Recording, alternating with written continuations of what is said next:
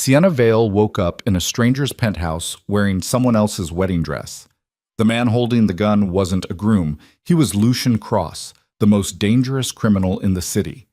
He gave her 1 hour to decide, marry him tonight or be dead by morning. She didn't know his name until he put a ring on her finger. She didn't know his world until it swallowed her whole.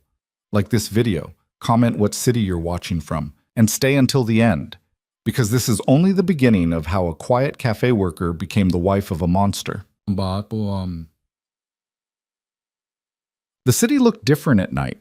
Sienna had always liked that about it, the way the skyline blurred into something softer after dark, the noise dulled by distance and glass. From where she stood on the sidewalk outside Marlowe's cafe, she could see the glow of the financial district rising like jagged teeth against the sky. She pulled her coat tighter. April had come in cold this year, and the wind off the water didn't care that spring was supposed to be here. "You good to close up?" Marco called from the doorway, keys jangling in his hand. Sienna nodded. "Yeah, I got it. Don't forget to lock the back." "I never do." Marco grinned, waved, and disappeared down the block toward the bus stop. Sienna watched him go, then turned back to the cafe. The chairs were already stacked. The espresso machine was clean. All that was left was the register and the lights. She liked closing shifts, liked the quiet, liked being alone with her thoughts and the low hum of the refrigerator and the smell of coffee that never really left the air. She was 28 years old and still working at a cafe. That wasn't the plan. The plan had been to finish her degree, get her teaching license, stand in front of a classroom full of kids who didn't know yet how hard the world could be. But plans cost money, and money was something Sienna had learned to stretch thin. So she poured lattes and smiled at regulars and told herself it was temporary. Everything was temporary, if you were patient enough. She locked the front door and walked back toward the counter. The register drawer stuck a little when she pulled it open. She made a mental note to tell Marco. Again. He'd forget. Again. That was fine. She'd remind him next week. The cash went into the zippered bank bag. Tips went into the jar by the sink. She was writing the total in the log when she heard the knock. Sienna looked up. The front door was locked. The sign flipped to closed. But someone was standing outside, silhouetted against the streetlight. A woman. Tall, dark coat, hair pulled back tight. She knocked again, sharper this time. Sienna hesitated, then walked to the door. "We're closed," she called through the glass. The woman didn't move. "Please, I need help." Sienna frowned. The woman's voice was calm, not panicked. Her posture was straight. She didn't look hurt, didn't look desperate. But something in her tone made Sienna pause. "Are you okay?" Sienna asked. "I need to use your phone. Mine's dead. It's an emergency." Sienna glanced back at the counter. Her own phone was sitting next to the register. She could bring it to the door, hand it through the crack, keep the lock engaged. That was the smart thing to do, the safe thing. But the woman looked tired, and Sienna had never been good at ignoring people who said they needed help. She unlocked the door and opened it halfway. "You can use mine, but I can't let you in. We're closed." The woman smiled. It was a strange smile, too smooth. "Thank you." Sienna turned to grab her phone, and the door swung open behind her. She spun around. The woman was inside now, and she wasn't alone. 2 men stepped in after her, both in dark suits, both moving with the kind of precision that made Sienna's stomach drop. One of them locked the door behind them. "What?" Sienna started, but the woman raised a hand. "Don't scream. Don't run. You're not in danger if you do exactly what I say." Sienna's heart slammed against her ribs. Her phone was still on the counter. The back door was 20 feet away, but one of the men was already moving toward it.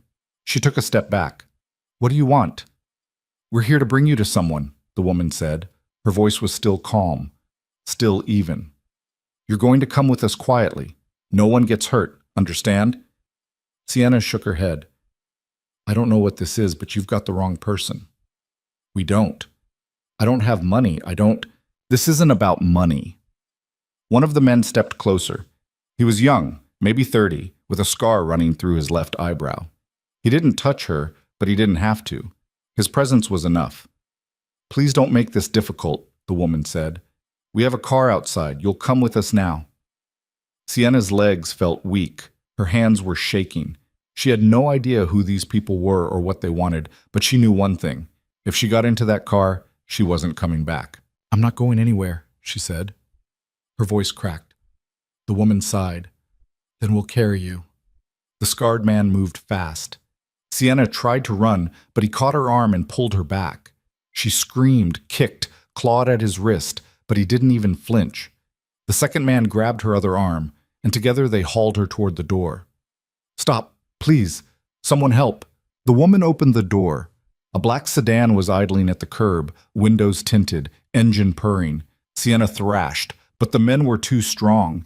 They dragged her across the sidewalk and shoved her into the back seat.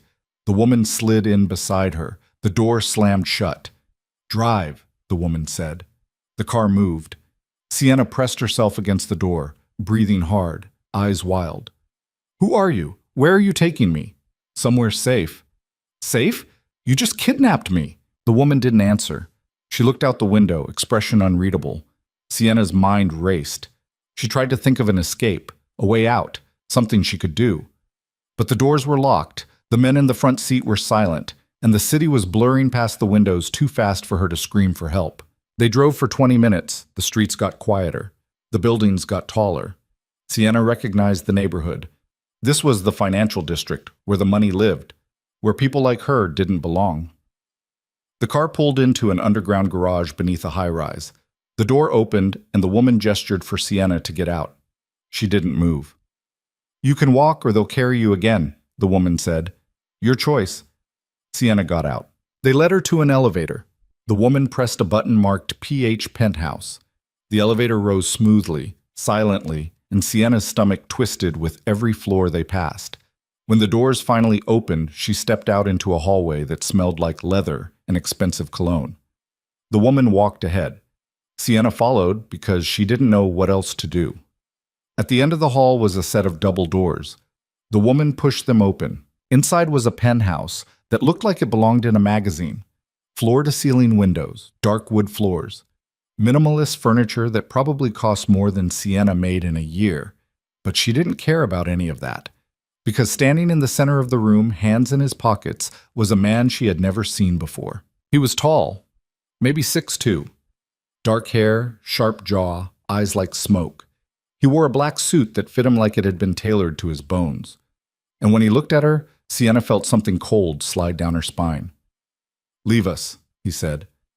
The woman and the men turned and walked out without a word. The doors closed behind them. Sienna stood frozen. The man didn't move. He just looked at her, and she realized with a sick jolt that he wasn't surprised to see her. He had been waiting. "Who are you?" she whispered. "My name is Lucian Cross."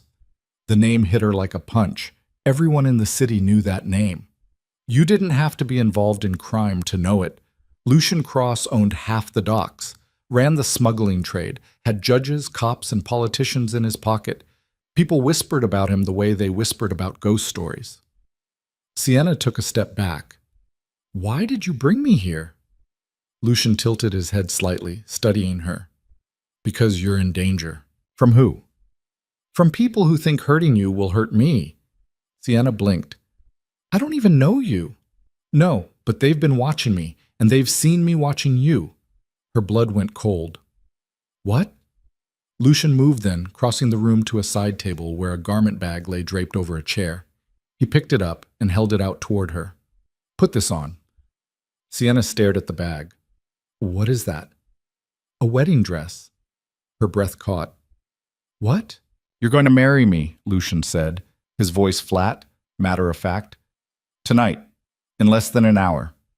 Sienna shook her head, backing toward the door. "You're insane." "No, I'm practical." "I'm not marrying you. I don't even—" "If you don't," Lucian interrupted, "you'll be dead by morning." Sienna stopped. "What?" Lucian set the garment bag down and crossed his arms. His expression didn't change. 3 weeks ago, a rival syndicate put a contract on you. They think you matter to me. They're wrong, but perception is all that counts in my world. If they believe killing you will weaken me, they'll do it. The only way to keep you alive is to make the connection undeniable. A wife isn't just a rumor. A wife is a fact, and facts are harder to ignore. Sienna felt like the floor was tilting. "This is crazy. You can't just—" "I can, and I will." Lucian's voice was calm, but there was something beneath it that made her stop talking. You can hate me. You can fight me. You can spend the rest of your life wishing you never met me. But if you want to survive tonight, you'll put on that dress and say the words when I tell you to. Sienna's hands were shaking again. And if I refuse? Lucian looked at her for a long moment. Then I'll have someone bury you by sunrise, and I'll find another way to deal with my problem. She stared at him.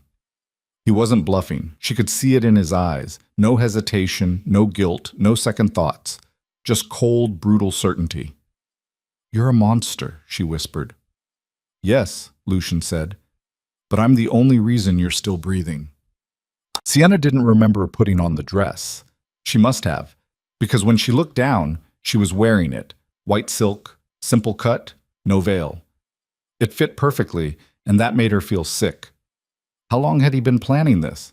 She stood in front of a mirror in a guest room, staring at herself.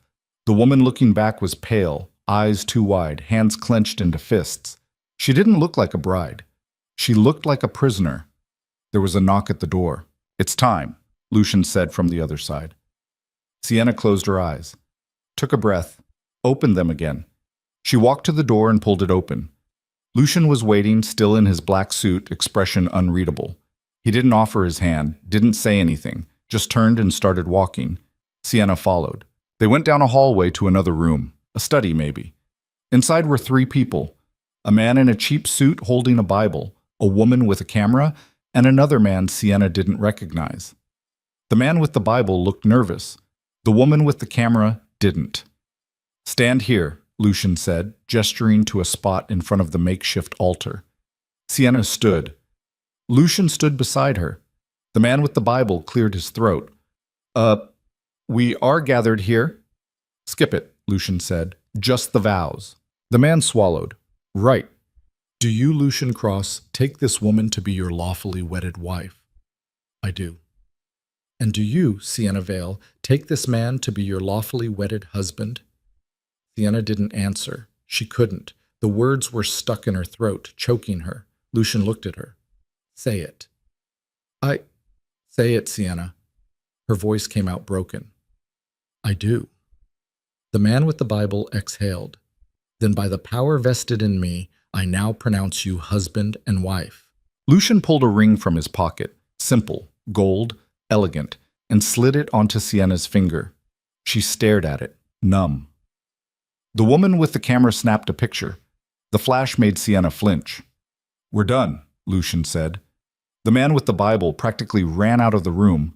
The woman with the camera followed. The third man stayed, watching from the corner. Sienna looked down at the ring. It felt heavy, foreign, wrong. What happens now? She asked quietly. Now you live here, Lucian said. You don't leave without my permission. You don't contact anyone from your old life. You do exactly what I tell you, when I tell you. Sienna's chest tightened. So I'm a prisoner. You're my wife. Those aren't the same thing. Lucian's jaw tightened. In my world, they are. Sienna turned to face him fully. You can't keep me here forever. I don't need forever, just long enough for the threat to pass. And how long is that? Lucian didn't answer. Sienna laughed bitterly. You don't even know. No, Lucian said. I don't. For the first time, Sienna saw something flicker in his expression, something that wasn't control or certainty. It was gone in a second, but she had seen it. Doubt. The penthouse had 6 bedrooms. Lucian showed her to one at the far end of the hall. It was bigger than her entire apartment. King-sized bed, walk-in closet, windows that looked out over the city. This is yours, he said. Don't try the windows. They don't open. Of course they don't, Sienna muttered. Lucian paused in the doorway. There are clothes in the closet, food in the kitchen. If you need anything, ask. What if I need to leave? You don't. What if I try anyway? Lucian's expression hardened. Don't. He left. The door didn't lock behind him, but it didn't matter. Sienna knew she wasn't going anywhere. She sat on the edge of the bed and stared at the ring on her finger. It caught the light from the windows, glinting like a tiny star. She tried to pull it off, but it wouldn't budge. Married. She was married to a man she didn't know. A man who had stolen her life in less than an hour. Sienna pulled her knees to her chest and pressed her face against them. She didn't cry. She was too angry to cry, too shocked, too exhausted. Outside the windows, the city glittered. Somewhere out there, people were living normal lives, going home to families, making plans, falling asleep in their own beds. Sienna wasn't one of them anymore. She didn't know how long she sat there. Hours, maybe. Eventually, she heard footsteps in the hallway. She looked up. Lucian stood in the doorway again, holding a glass of water. "You should drink something," he said. "I don't want it." He set the glass on the nightstand anyway. "You didn't eat dinner." "I'm not hungry." "You will be." Sienna glared at him. "Do you always talk like a robot, or is that just for me?" Lucian didn't react. "Get some sleep." "I can't sleep." "Try." He turned to leave again, but Sienna spoke before he could. "Why me?" Lucian stopped. "Why did they choose me?" Sienna asked. Her voice was rough. "You said they've been watching you, that they saw you watching me. But I don't know you. I've never even seen you before tonight. So why me?" Lucian was silent for a long moment. Then he said, "Because you smiled at me." Sienna blinked. "What?" "6 months ago, you were working at the cafe. I came in for coffee. You smiled at me." Sienna shook her head. "I smile at everyone. That's my job." "I know," Lucian said. "But most people don't smile at me. They look away. Or they're too afraid to meet my eyes. Or they want something from me. You didn't do any of that. You just smiled, like I was normal." Sienna stared at him. "So you ruined my life because I was polite to you?" "No," Lucian said.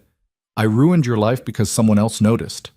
He left before she could say anything else. Sienna didn't sleep that night. She lay in the dark, staring at the ceiling, listening to the city hum below. Every sound made her jump. Every shadow felt like a threat. When the sun finally started to rise, she got up and walked to the window. The skyline was turning gold. The streets below were empty. It should have been beautiful. It just felt like a cage. There was a soft knock at the door. "Come in," Sienna said, too tired to care. The door opened. It wasn't Lucian. It was the woman from last night, the one who had lured her out of the cafe. "Good morning, Mrs. Cross," the woman said. Sienna flinched at the name. "Don't call me that." The woman didn't react. "Mr. Cross asked me to bring you breakfast." She set a tray on the desk, coffee, toast, eggs, fruit. Sienna didn't touch it. "What's your name?" Sienna asked. "Vera." "Do you always kidnap people for him?" Vera's expression didn't change. "Only when necessary." "And you think this was necessary?" "I think you're still alive," Vera said. "That's all that matters." Sienna laughed bitterly. "Is that supposed to make me feel better?" "No, it's supposed to make you understand." Vera turned toward the door. "Eat. You'll need your strength." "For what?" Vera glanced back. "For surviving this." She left. Sienna stared at the tray. The coffee smelled good. She hated that it smelled good. She picked up the cup and took a sip. It was perfect. Of course it was. Meeting. Lucian didn't come to see her that day, or the next. Sienna stayed in her room, pacing, thinking, trying to figure out a way out. But every door was watched, every window was sealed, and even if she got out of the penthouse, where would she go? Lucian had made it clear, the people who wanted her dead were still out there. On the third day, Vera brought her a phone. "Mr. Cross thought you might want this," she said. Sienna took it. "Can I call someone?" "No outgoing calls. But you can browse, read, watch something. He thought you'd go crazy without it." "How thoughtful," Sienna said flatly. Vera almost smiled. Almost. "He's trying." "Trying to do what? Keep me sane while he keeps me prisoner?" "Trying to keep you alive." Sienna looked down at the phone. It felt like a leash, a distraction, a way to make her forget she was trapped. But it was something. She unlocked it and opened the browser. Searched her own name. Nothing. Searched Lucian Cross. Hundreds of results. Most of them were speculation, rumors, blurred photos from a distance. He was careful, controlled. A ghost in a suit. She kept scrolling, found an article from 2 years ago about a gang war that had left a dozen people dead. Lucian's name was mentioned, but only in passing. No charges, no arrests, just whispers. Sienna closed the browser and set the phone down. Her hands were shaking again. She didn't know how to survive this. Didn't know how to live in a world where violence was currency and people disappeared without a trace. But she knew one thing. She wasn't going to let Lucian Cross break her. On the fourth night, Sienna heard shouting. She sat up in bed, heart pounding. The voices were coming from somewhere in the penthouse. Low, angry, male. She couldn't make out the words, but she could hear the tension. Then a door slammed. Footsteps echoed down the hallway. Sienna held her breath. The footsteps stopped outside her door. A pause. Then a knock. "It's me," Lucian said. Sienna got out of bed and opened the door. Lucian stood there, tie loose, jacket gone, shirt sleeves rolled up. He looked tired. More than tired. He looked worn. "What's going on?" Sienna asked. "Nothing you need to worry about." "I heard shouting." "It's handled." Sienna crossed her arms. "You look like it's handled." Lucian's jaw tightened. "Go back to bed." "I wasn't asleep." "Then pretend." Sienna didn't move. "Who were you fighting with?" "One of my men." "About what?" Lucian's eyes flicked to hers. "About you." Sienna's breath caught. "What about me?" "He thinks keeping you here is a mistake. Thinks it makes me look weak, like I care about something other than the business." "And what did you say?" Lucian was quiet for a moment. Then he said, "I told him he's right." Sienna blinked. "What?" "You're a liability," Lucian said. His voice was flat, but there was something underneath it, something sharp. "Every day you're here, I'm vulnerable. Every decision I make has to account for you. That's not how I operate." "Then let me go." "I can't." "Why not?" "Because the people who want you dead don't care if I let you go. They care that I cared enough to bring you here in the first place. And now that you're my wife, you're a permanent target." Sienna's chest tightened. "So I'm stuck." "We both are." They stood there in the doorway, staring at each other. Sienna didn't know what to say. Didn't know how to process the fact that the man who had ruined her life was standing in front of her admitting he'd ruined his own. "I didn't ask for this," she said quietly. "I know. I didn't do anything to deserve it. I know." "Then why?" Sienna's voice cracked. "Why drag me into your hell?" Lucian looked at her for a long moment. Then he said, "Because I'm selfish." He turned and walked away before she could respond. Sienna stood in the doorway, watching him disappear down the hall. Her hands were trembling, her chest was tight, and for the first time since this nightmare began, she felt something other than fear.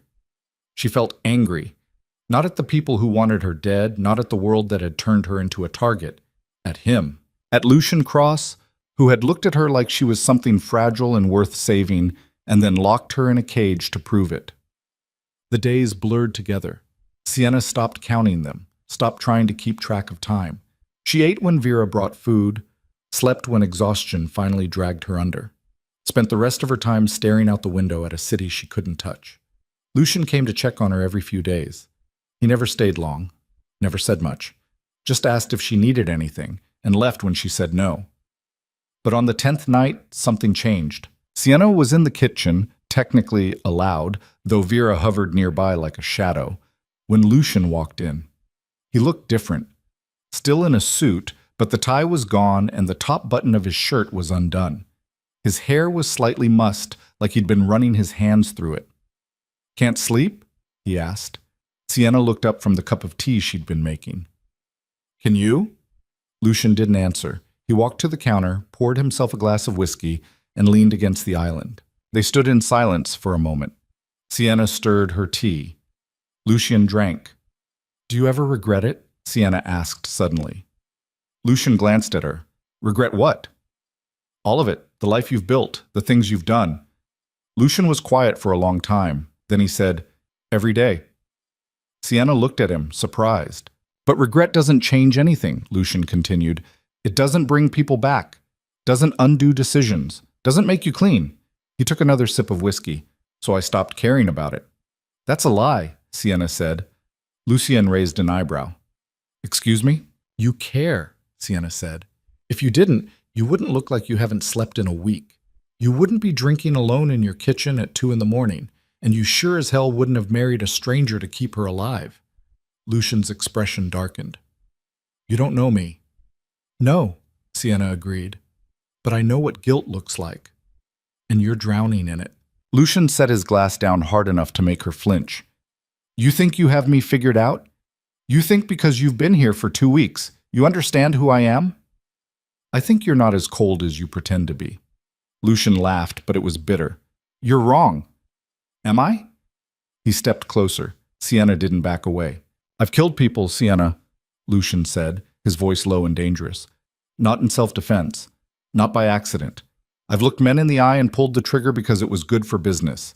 I've burned buildings, destroyed families, ruined lives, and I did it all without losing a single night of sleep. Sienna's heart was pounding, but she held his gaze. Then why are you losing sleep now? Lucian went still. Because of me?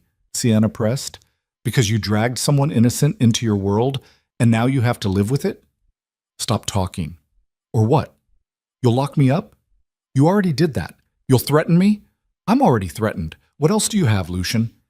He was so close now she could see the tension in his jaw, the storm in his eyes. You want to know what I have? Lucian said quietly. I have power. I have control. I have an empire built on fear. And I have you, whether you like it or not. You don't have me, Sienna said. You have my body in your penthouse. But you don't have me. For a moment, neither of them moved. The air between them was electric, charged with something Sienna didn't have a name for. Then Lucian stepped back. Go to bed, he said, his voice rough. Sienna didn't argue. She set down her tea and walked past him, heart racing, hands shaking. But as she reached the doorway, she stopped and looked back. Lucian was still standing by the counter, staring at the glass of whiskey like it held answers he didn't want to hear. You're not as bad as you think you are, Sienna said quietly. Lucian didn't look at her. Yes, I am. Sienna left him there. Something shifted after that night. Lucian didn't avoid her as much. He started eating dinner in the penthouse instead of disappearing to wherever he went during the day. He didn't talk much, but he was there, present. Sienna didn't trust him, but she also couldn't ignore the small, stupid part of her that was relieved not to be alone. One evening, Vera brought a stack of books to Sienna's room. Mr. Cross thought you might want these, she said. Sienna looked at the titles. Classic novels. Poetry. A few memoirs. Things she had mentioned liking once, months ago, in a conversation she'd forgotten. How did he know? Sienna asked. Vera almost smiled. He pays attention. To what? Random customers at a cafe? To you. Sienna stared at the books. She didn't know how to feel about that. Didn't know if it was sweet or creepy or both. But she kept the books. The first real conversation they had happened 3 weeks in. Sienna was reading in the living room when Lucian came home. He looked different, no jacket, sleeves rolled up, a faint bruise on his jaw. He didn't say anything, just poured himself a drink and sat down across from her. Sienna lowered her book. What happened to your face? Business. That's not an answer. Lucian sighed. A disagreement. Did you win? I'm still here. Sienna set the book aside. Does it hurt? Not really. She studied him for a moment. You should put ice on it. I'm fine. You're stubborn. Lucian almost smiled. Almost. So are you. Sienna didn't deny it. She got up, walked to the kitchen, and came back with a bag of frozen peas wrapped in a towel. She held it out to him. Lucian stared at it. I don't need that. Take it anyway. He hesitated, then took it, pressed it against his jaw, winced slightly. See? Sienna said. It does hurt. You're annoying. You kidnapped me. I think I've earned the right to be annoying. Lucian looked at her, and for the first time, something like amusement flickered in his eyes. Fair enough. They sat in silence for a while. Sienna picked up her book again, but she wasn't really reading. She was watching him out of the corner of her eye, trying to figure out what the hell she was doing. This man had stolen her life, forced her into a marriage she didn't want, locked her in a penthouse like a bird in a cage. But he'd also kept her alive, brought her books, sat with her in silence because he knew she was lonely. Sienna didn't know what to do with that, didn't know how to reconcile the monster and the man.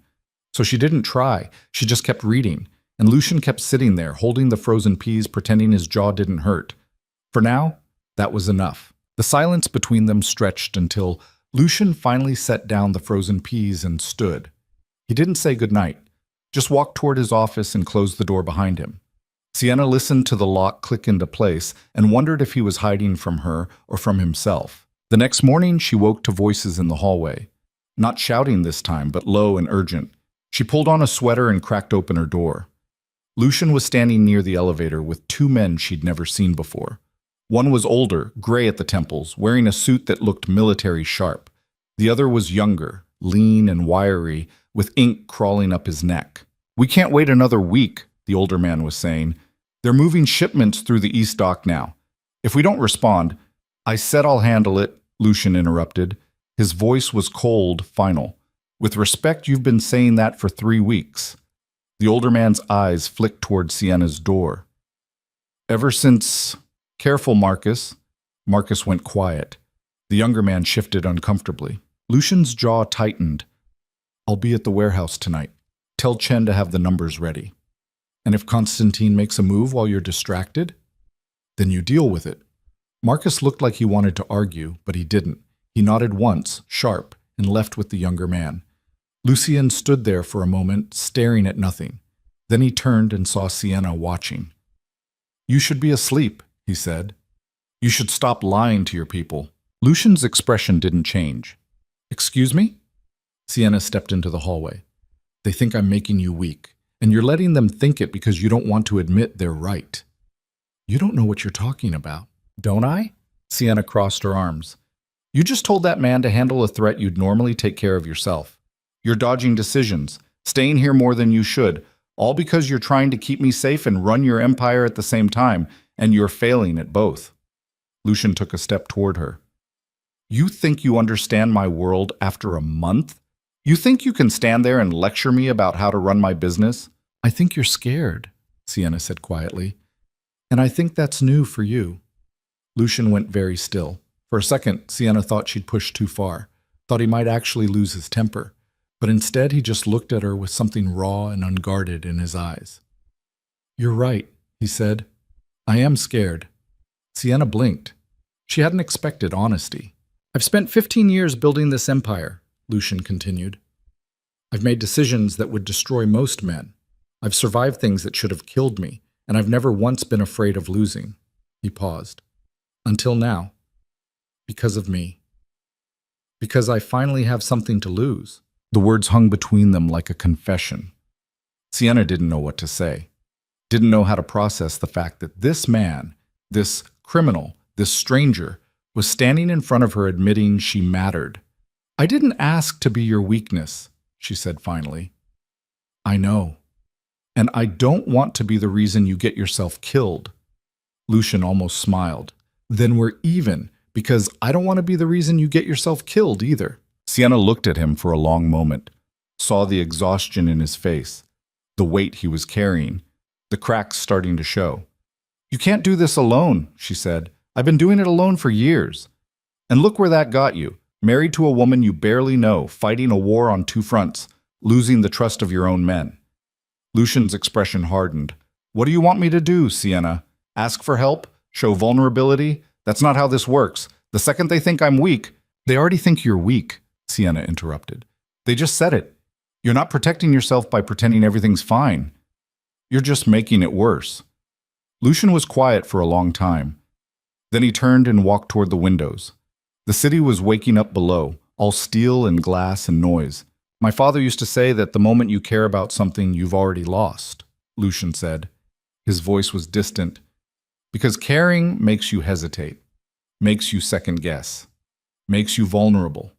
And in this world, vulnerable men don't survive." "Your father sounds like he was miserable," Lucian laughed, but there was no humor in it. "He was. And then he was dead." Sienna walked over to stand beside him. "Is that what you're afraid of? Ending up like him?" "No." Lucian looked at her. I'm afraid of ending up worse. They stood there in silence, watching the city move below them. Sienna didn't know what to say, didn't know how to comfort someone who'd built his entire life on not needing comfort. But she stayed, and somehow that felt like enough. That night, Lucian didn't come home until after midnight. Sienna was still awake, reading in bed, when she heard the elevator doors open. She listened to his footsteps move down the hall, past her room, toward his own. Then they stopped. A soft knock. Sienna set down her book. "Come in." The door opened. Lucian stood in the doorway, still in his suit, but the tie was gone and there was blood on his knuckles. Sienna sat up. "What happened?" "Nothing important." "You're bleeding. It's not mine." "That doesn't make me feel better." Lucian leaned against the doorframe. "I didn't come here for sympathy." "Then why did you come here?" He didn't answer right away, just looked at her like he was trying to figure something out. "I don't know," he said finally. Sienna got out of bed and walked over to him. Up close, she could see the tension in his shoulders, the way his jaw was clenched. He looked like he was holding himself together by sheer force of will. "Let me see your hand," she said. "It's fine." "Lucian." He sighed and held out his hand. The knuckles were split, bruised, starting to swell. Sienna took his hand carefully and led him to the bathroom. She turned on the light, pulled out the first aid kit from under the sink, and gestured to the counter. "Sit." "I don't need—" "Sit." Lucian sat. Sienna wet a washcloth and cleaned the blood from his knuckles. He didn't flinch, didn't make a sound, just watched her work with an expression she couldn't read. "This is going to sting," she warned, reaching for the antiseptic. "I've had worse." She dabbed the cuts carefully. He was right. He didn't even blink. But his hand tightened slightly under hers, just for a second. "Who did you hit?" Sienna asked. "Someone who deserved it." "That's not an answer." "It's the only one you're getting." Sienna wrapped his knuckles in gauze, her fingers steady even though her heart was racing. She shouldn't be doing this, shouldn't be taking care of him, shouldn't be standing in a bathroom at midnight with a man who'd kidnapped her, tending to wounds he got doing things she didn't want to know about. But she was. And the worst part was, she didn't hate it. "There," she said, tying off the bandage. "Try not to punch anyone else for a few days. No promises." Sienna looked up at him. He was closer than she'd realized, close enough that she could see the flecks of gold in his gray eyes, close enough to feel the heat coming off him. "Why do you keep doing this?" she asked quietly. "Doing what?" "Coming to me, talking to me, letting me see you like this." Lucian was quiet for a moment. Then he said, "Because you're the only person who doesn't look at me like I'm a monster." "You are a monster." "I know, but you look at me like I could be something else." Sienna's breath caught. "I don't—" "You do." Lucian's voice was rough. "Every time you get angry at me, every time you push back, every time you stand there and tell me I'm wrong, you look at me like I'm just a man, and I've spent so long being anything but." Sienna didn't know what to say, didn't know how to tell him that he was right and wrong at the same time, that she did see the man underneath the monster, but that didn't change what he'd done, didn't erase the fact that she was here against her will. "I should go," Lucian said. He stood, and the moment broke. But before he could leave, Sienna reached out and caught his wrist. Not the injured hand, the other one. "Wait." Lucian stopped. "I don't forgive you," Sienna said, "for any of this, for taking me, for forcing me into this marriage, for turning my life into something I don't recognize. I know. But I don't want you to die either." Lucian looked down at her hand on his wrist. "Why not?" "Because I'm not like you," Sienna said. "I don't get to stop caring just because it's inconvenient." For a second, Lucian looked like he might say something, but then he just nodded once and pulled his wrist free. "Good night, Sienna." He left. Sienna stood there in the bathroom, staring at the door, trying to figure out what the hell had just happened. The days started to blur into a routine. Lucian left early, came back late. Sienna read, paced, stared out windows. Vera brought meals and said very little.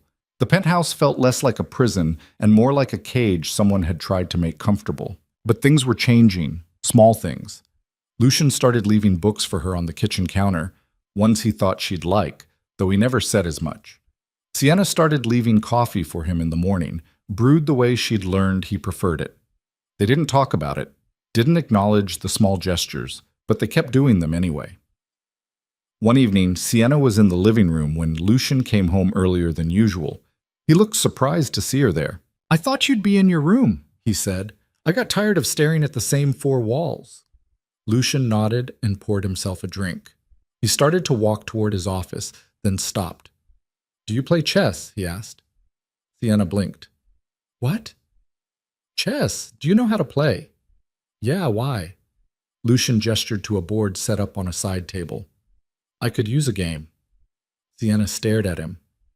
"You want to play chess? With me? Unless you're afraid you'll lose." It was such a stupid, obvious challenge that Sienna almost laughed. "Fine, but when I win, you owe me a favor." "And when you lose?" "I won't." Lucian almost smiled. "We'll see." They sat down across from each other. Lucian played white, opening with a standard pawn move. Sienna countered. They didn't talk at first, just focused on the board, but after a few moves, Lucian broke the silence. "Where did you learn to play?" he asked. "My dad taught me," Sienna said. "We used to play every Sunday." "Used to?"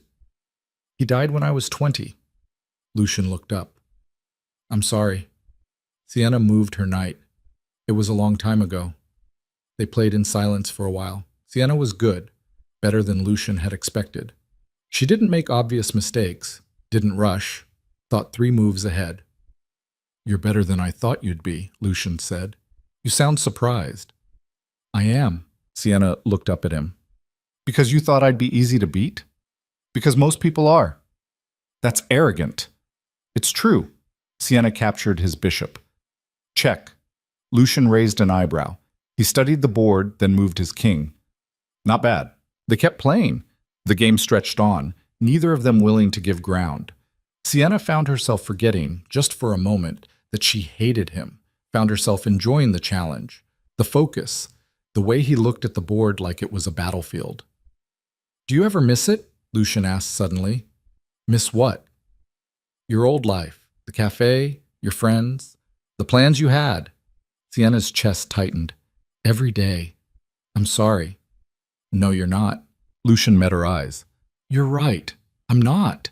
Because if I'd left you alone, you'd be dead. You don't know that." "Yes, I do." Sienna moved her queen. "Checkmate." Lucian looked down at the board. She was right. He'd been so focused on her king that he hadn't seen the trap she'd been building.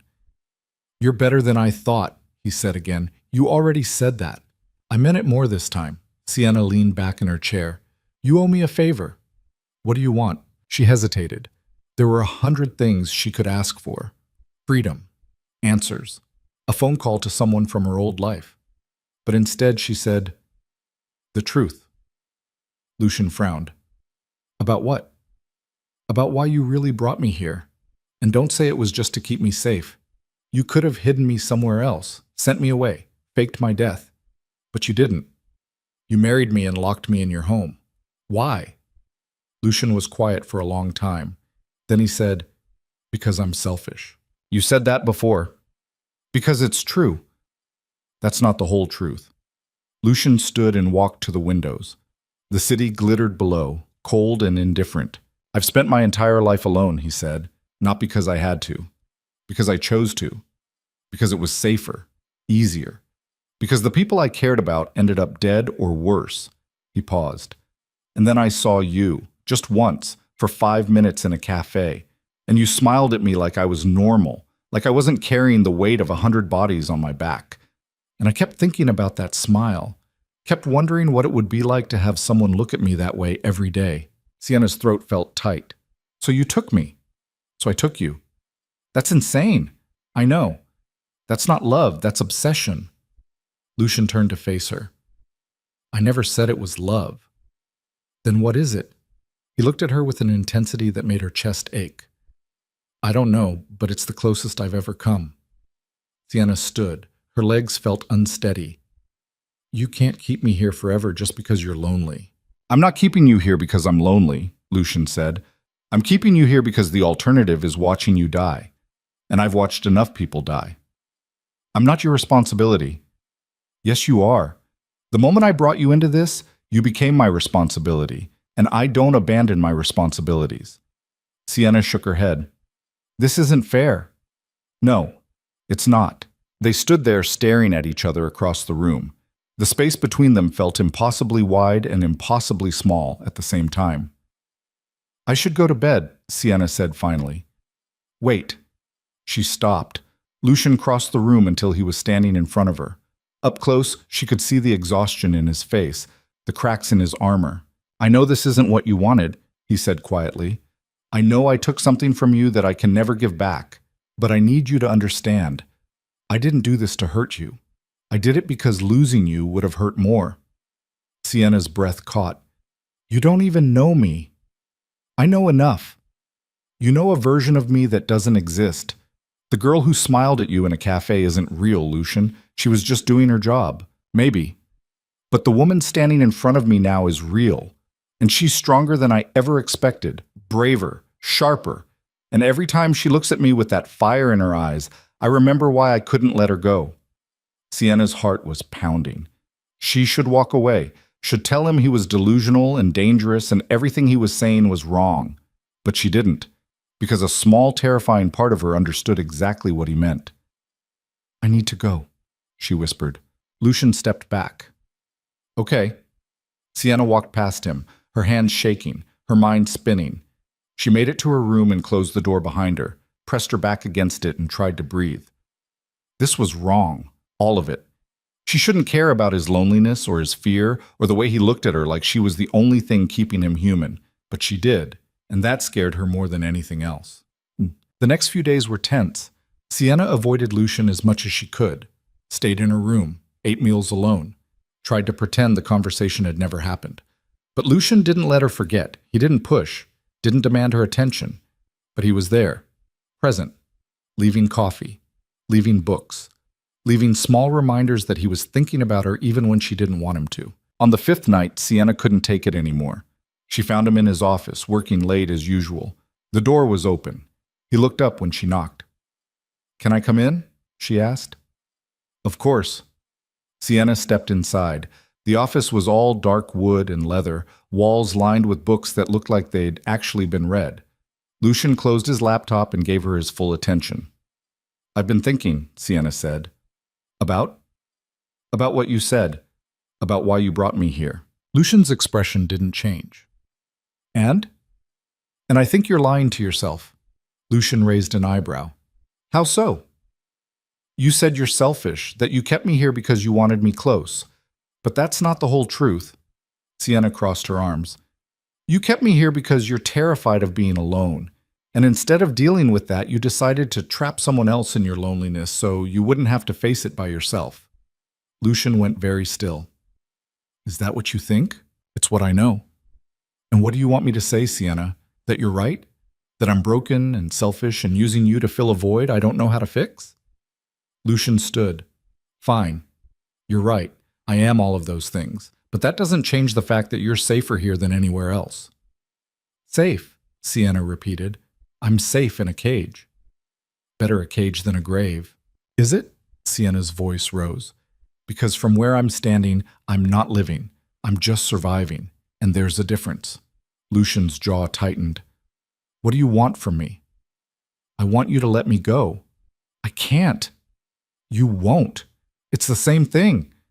Sienna laughed bitterly. No, it's not. You could let me go. You could find another way to keep me safe, but you won't.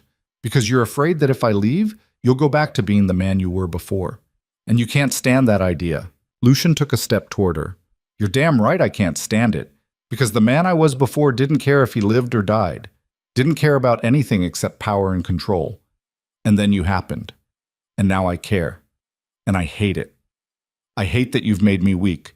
I hate that I think about you every second of the day. I hate that I can't sleep because I'm afraid something will happen to you while I'm not watching. He was close now, close enough that Sienna could feel the heat radiating off him. But I'm not letting you go, Lucian continued, his voice low and fierce, because losing you would break something in me that I don't know how to fix. And I'd rather be selfish and keep you here than spend the rest of my life wondering if I could have saved you. Sienna's chest was tight. Her heart was pounding so hard it hurt. You can't save me by keeping me prisoner. Then what do you want me to do? Trust me, Sienna said. Stop treating me like I'm made of glass. Stop making decisions for me. If you really care about me, if this is more than just you trying to fill a void, then treat me like a person, not a possession. Lucian stared at her. And if I do that? If I give you more freedom, more choices, what happens when you choose to leave? I don't know, Sienna said honestly, but at least it would be my choice. They stood there inches apart, the air between them crackling with something neither of them wanted to name. I'll think about it, Lucian said finally. That's all I'm asking. Sienna turned to leave, but Lucian caught her wrist, gently, not like he was holding her back, like he was asking her to stay. For what it's worth, he said quietly, I am sorry. For all of this. Sienna looked down at his hand on her wrist. I know. She pulled free and walked out. Lucian stood alone in his office, staring at the empty doorway, wondering how someone he barely knew had managed to tear down walls he'd spent 15 years building. The change was small at first. Lucian started asking her opinion on things. What she wanted for dinner, what movie she wanted to watch. Little things that didn't matter in the grand scheme but mattered to her. Then he gave her a key to the penthouse, not to leave, but to come and go between rooms without feeling like every door was a barrier. Then he invited her to eat with him. Not as a command, as a question. Sienna said yes. They ate dinner together that night. Lucian had ordered from some expensive place Sienna had never heard of. The food was good. The conversation was stilted at first, but then they started talking about books, about movies, about stupid, inconsequential things that had nothing to do with crime or danger or the fact that their entire relationship was built on a foundation of violence. And for a little while, it almost felt normal. Can I ask you something? Sienna said. Go ahead.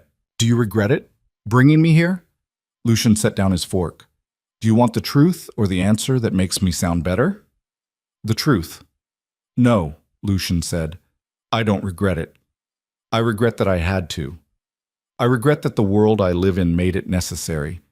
But I don't regret having you here. Sienna nodded slowly. I thought you'd say that. Are you disappointed? No, just sad. Why? Because part of me understands, Sienna said quietly, and I hate that I understand. Lucian looked at her for a long moment. Then he said, You're nothing like I expected. What did you expect? Someone who'd break, someone who'd hate me so much they'd stop fighting. But you're still here, still pushing back, still looking at me like I could be better. Maybe I'm just stubborn. Maybe. Or maybe you see something I don't. Sienna met his eyes. I see a man who's scared of being alone, and I see a man who doesn't know how to care about someone without destroying them. That's not much to build on. No, Sienna agreed, but it's something.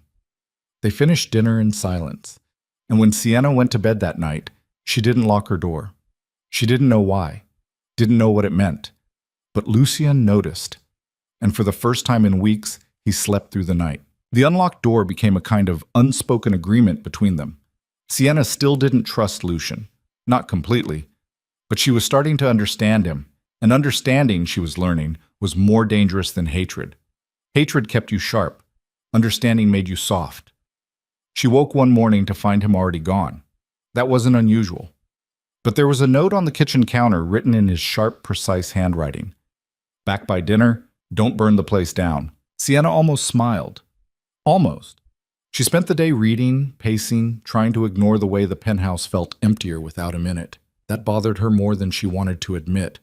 She'd spent weeks wishing he would disappear, and now that he was gone for a few hours, she felt his absence like a missing tooth. When he finally came back that evening, he looked tired. More than tired. He looked like he'd been carrying something heavy and hadn't been able to put it down. Rough day? Sienna asked from the couch. Lucian loosened his tie. You could say that. Want to talk about it? He looked at her, surprised. Since when do you care about my day? Since I started going crazy from boredom, and you're the only person I'm allowed to talk to. Lucian almost laughed. He poured himself a drink and sat down across from her. Constantine's pushing harder. testing boundaries, seeing how far he can go before I push back. And are you? Pushing back? Not as hard as I should be. Lucian took a sip of whiskey. My men are getting restless. They think I'm distracted. Are you? He met her eyes. Yes. Sienna didn't know what to say to that. She should feel guilty, should tell him to focus on his business, to stop worrying about her. But instead, she felt something else, something warm and uncomfortable in her chest. What does Constantine want? She asked. Control of the eastern docks, distribution rights, a bigger cut of everything. Lucian set down his glass. What he really wants is to prove I'm weak, and the longer I let him operate without consequence, the more he believes it. So stop letting him. It's not that simple. Why not? Lucian looked at her for a long moment. Because every time I leave this penthouse, I'm afraid I'll come back and find you gone. Or worse. Sienna's breath caught. Lucian, I know it's irrational, he continued. I know you're safe here, that Vera and the security team would die before they let anyone touch you. But I can't stop thinking about it. Can't stop imagining what would happen if I made a mistake, if I missed something. You're going to lose everything if you keep this up. I know. Then why are you doing it? Lucian leaned forward, elbows on his knees. Because I've already lost everything once, and I'm not doing it again. Sienna wanted to ask what he meant. Wanted to know what had happened to make him this way. But before she could, his phone rang. Lucian glanced at the screen. His expression darkened. I have to take this. He walked into his office and closed the door. Sienna sat there, staring at the space he'd left behind, wondering how someone could be so broken and still hold themselves together. Things shifted after that conversation. Lucian started bringing her into his world, not the violent parts, but the business side. He'd talk about shipments and negotiations and the politics of running an empire built on fear. Sienna didn't know why he was telling her these things. Didn't know if he was trying to make her understand or if he was just lonely and needed someone to talk to. But she listened, and sometimes she even offered advice. Why don't you just cut him off? Sienna asked one night when Lucian was complaining about a supplier who kept raising prices. Because he has connections I need. So find someone else with the same connections. It's not that easy. Why not? You're Lucian Cross. People are terrified of you. Use that. Lucian looked at her with something like amusement. You think fear is enough? I think you underestimate how much power you have. He considered that. Maybe. 2 days later, the supplier was gone. Lucian didn't tell her what he'd done, but she saw the satisfaction in his eyes when he mentioned it was handled. You took my advice, Sienna said. Don't let it go to your head. But there was something in his voice that told her he was pleased, that he liked having someone to bounce ideas off, someone who wasn't afraid to tell him when he was wrong. It became a pattern. Lucian would come home, pour a drink, and they'd talk. Sometimes about business, sometimes about nothing. And slowly, piece by piece, Sienna started to see the man underneath the monster. He was meticulous, obsessive about details. He had a scar on his ribs from a knife fight when he was 16. He hated seafood. He read history books before bed because they helped him sleep. He remembered every person who'd ever betrayed him and kept a list in his head of debts unpaid. And he looked at her like she was the only real thing in his life. The night everything changed started like any other. Lucian came home late, looking exhausted. Sienna had made dinner, nothing fancy, just pasta and salad, because Vera had the night off and she was tired of waiting for takeout. Lucian stopped in the doorway when he saw the table set. You cooked? Don't sound so surprised. I didn't know you could. There's a lot you don't know about me. Lucian sat down. They ate in comfortable silence. It was strange, Sienna thought, how normal this felt. How easy it was to forget just for a moment that she was here against her will. This is good, Lucian said. It's just pasta. Still good. Sienna looked at him, really looked at him, at the way his shoulders had relaxed, the way the tension had drained from his face. He looked almost peaceful. Can I ask you something? She said. Always. What happened to your father? Lucian's expression shuddered. Why do you want to know? Because you mentioned him once, and you looked like you were carrying his ghost. Lucian set down his fork. For a moment, Sienna thought he wouldn't answer, but then he said, He was killed when I was 17, shot in the back by one of his own men. Someone he trusted. I'm sorry. Don't be. He wasn't a good man. Were you close? Lucian laughed bitterly. No, he was hard, cruel. He believed emotions were weakness and loyalty was bought, not earned. He taught me how to survive in this world, but he never taught me how to live in it. Is that why you're like this? Because of him? Partially. Lucian picked up his glass. But I made my own choices. I can't blame everything on him.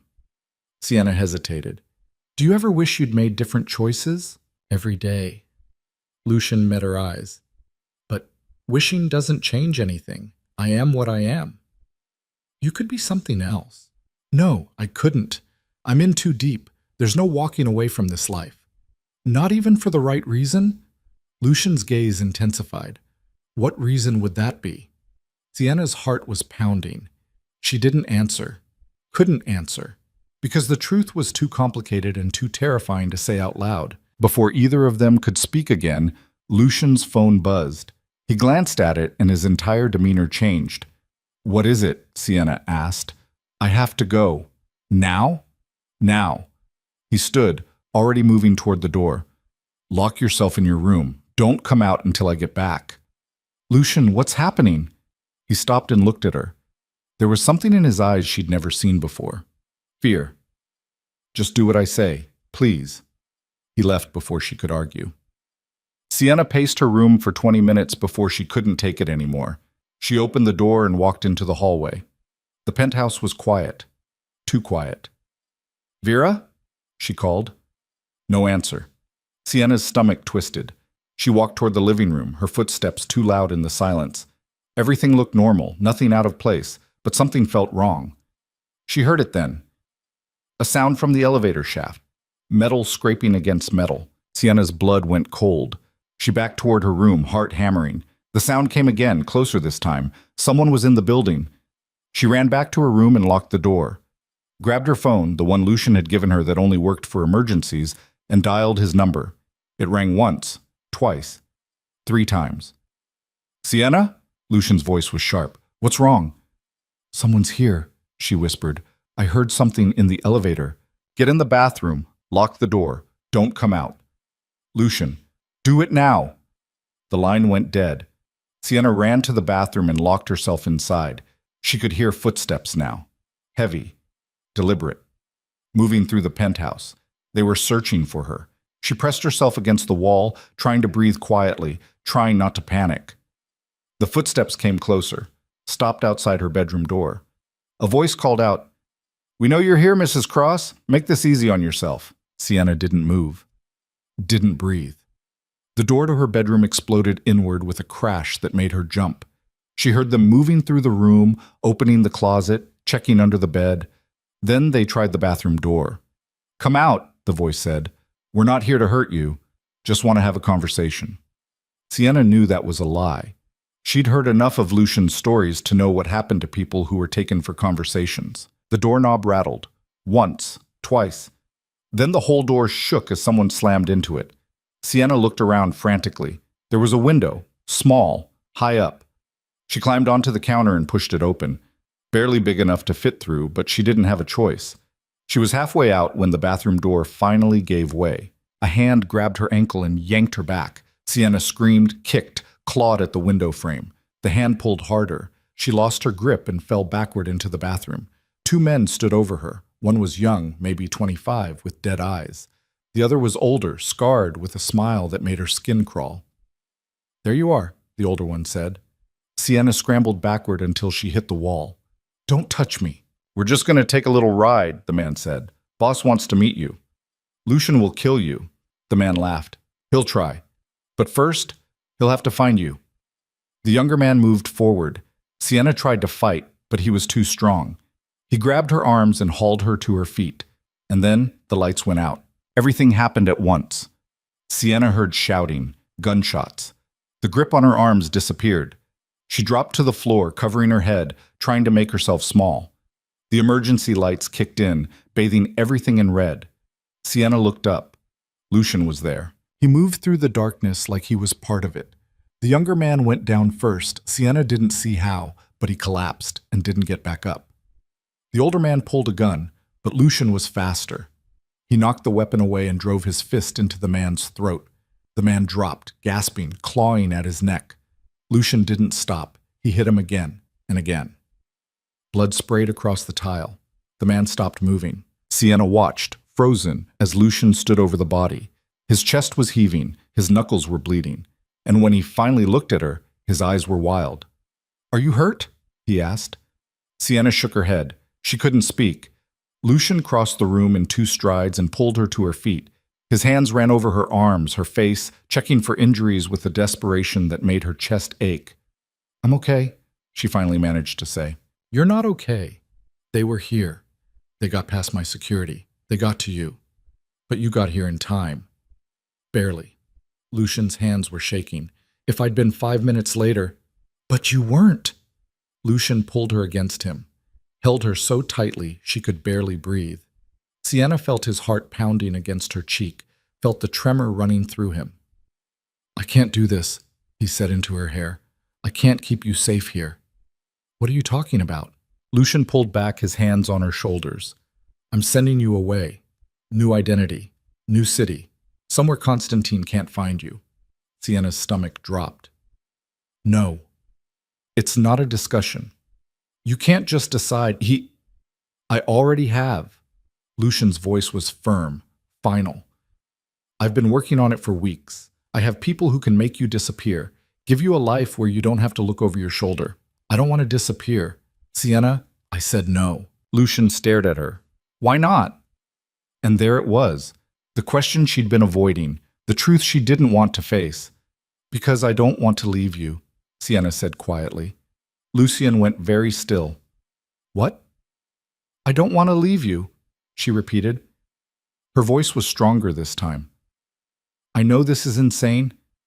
I know I should hate you. I know I should want nothing more than to get as far away from you as possible. But I don't." "Sienna, you're not thinking clearly. You're in shock." "I'm not in shock. I'm finally being honest." She took a step toward him. "You said you're selfish. That you kept me here because you couldn't let me go. Well, maybe I'm selfish too. Because the thought of leaving, of never seeing you again, it terrifies me more than staying does." Lucian's expression was raw, vulnerable. "You don't know what you're saying." "Yes, I do. For the first time in 2 months, I know exactly what I'm saying. I'm a monster, Sienna. I've done things that would make you sick. I've hurt people, killed people. I'm not someone you should care about." "I know." Sienna reached up and touched his face. His skin was warm under her palm. "But I do care. I care that you read history books before bed. I care that you remember how I take my coffee. I care that you look at me like I'm the only good thing in your life. And I care that you're standing here covered in blood because you were terrified of losing me." Lucian's hand came up to cover hers. "This won't end well." "Maybe not. But I'm tired of running from things that scare me." "I scare you? Terrify me? Then why stay?" Sienna met his eyes. "Because you're the first person who's ever looked at me and seen something worth protecting, even if your methods are completely insane." Lucian let out a shaky breath. "You're going to regret this." "Probably. I'm not going to be easy to love. I'm not asking you to be." And then, before either of them could think better of it, Lucian kissed her. It wasn't gentle. It wasn't sweet. It was desperate and fierce and full of everything they'd been holding back for weeks. Sienna kissed him back just as hard, her hands fisting in his shirt, pulling him closer. When they finally broke apart, they were both breathing hard. "I love you," Lucian said. The words came out rough, like they'd been torn from somewhere deep inside him. "I've loved you since the moment I saw you, and I'm sorry for all of it." Sienna's chest felt too full. "I love you too. And I'm probably insane for it. Definitely insane." She laughed. Actually laughed. And Lucian smiled, really smiled, for the first time since she'd known him. But the moment didn't last. Lucian's phone rang. He answered it, his expression darkening as he listened. "Understood," he said. "I'm on my way." He hung up and looked at Sienna. "I have to go. Constantine sent those men as a message. I need to send one back. Be careful. Always." He kissed her forehead. "Vera's on her way up with a new security team. Don't leave this penthouse." "I won't." Lucian hesitated at the door. When I get back, we need to talk about what happens next. I know. He left. Sienna stood alone in the bathroom, surrounded by broken tile and blood, and realized that everything had changed. She'd fallen in love with a monster. And somehow, that monster had become the most human person she'd ever known. Vera arrived 20 minutes later with 6 armed guards. She took one look at the bathroom and went pale. "Are you hurt?" she asked. "No, Lucian got here in time." Vera nodded. "He called me. Told me what happened. We're doubling security. No one gets in without clearance." "Where did he go?" "To handle Constantine." Sienna's stomach twisted. "What does that mean?" Vera met her eyes. "It means this ends tonight, one way or another." The next few hours were the longest of Sienna's life. She sat in the living room, unable to sleep, unable to think about anything except Lucian walking into danger. The guard stood silent watch. Vera stayed close, but she didn't talk much. Finally, at 4 in the morning, Sienna heard the elevator. She was on her feet before the doors even opened. Lucian stepped out, and relief flooded through her so strongly it made her knees weak. He was alive. Bruised, bloody, but alive. "It's done," he said. "Constantine? Won't be a problem anymore."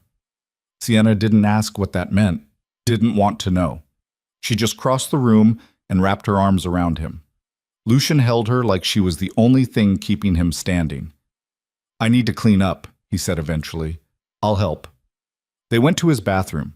Sienna cleaned the blood from his knuckles while he sat on the edge of the tub, staring at nothing. "How do you do it?"